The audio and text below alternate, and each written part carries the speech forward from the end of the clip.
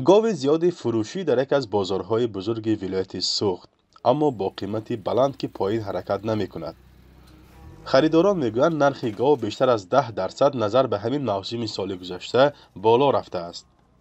40 سوم بود پیشش میکشتگیش 40 سوم بود، خراب 35 سوم بود، خراب ارزان بود، خراب افربه ارزان بود، تو خراب افربه قیمت 50 سوم، 52 سوم، 53 سوم پیشش.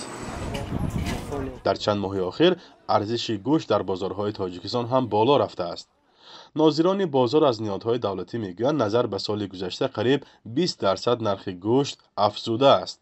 گوشت 70 سوم بود، حاضر 90 سوم، 95 سوم شده. لحم 120 سوم.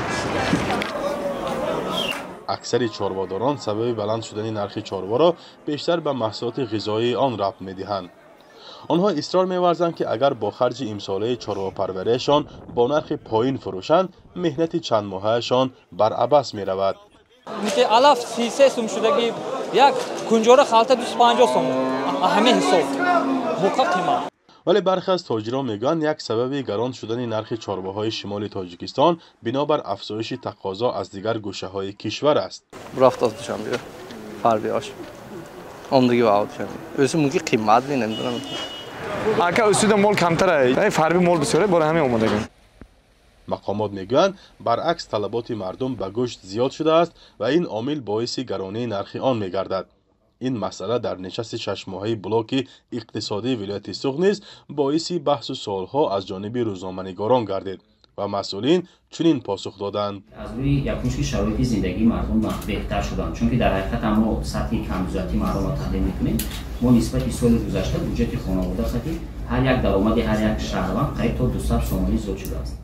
از این پیش رهبریت وزارت کشاورزی تاجیکستان هم در نشست خبری گفته بودند که کمشوی سرشمار چاروا وجود ندارد، بلکه سبب در افزایش نرخ خوراک چاروا است که از خارج کشور وارد می شود. صرف نظر از پاسخهای زید و نقیض منصبداران تاجیک در مورد سببهای بالا رفتن ارزش گوشت، به نظر می رسد که مشکل نارسایی محصولات در کشور جدی است. چند پیشتر برنامه غذای سازمان ملل متحد از بالا رفتن ارزش گوشت در بازارهای تاجیکستان نیز خبر داد. این نهاد بین المللی در گزارشش آورده بود که نرخ گوشت گاو در چند از بازارهای کشور در مقایسه با یک ماه گذشته 13 و یک سال پیش 27% افزوده است. فرزان محمدی، رادیو آزادی، ناحیه باباجان غفورов.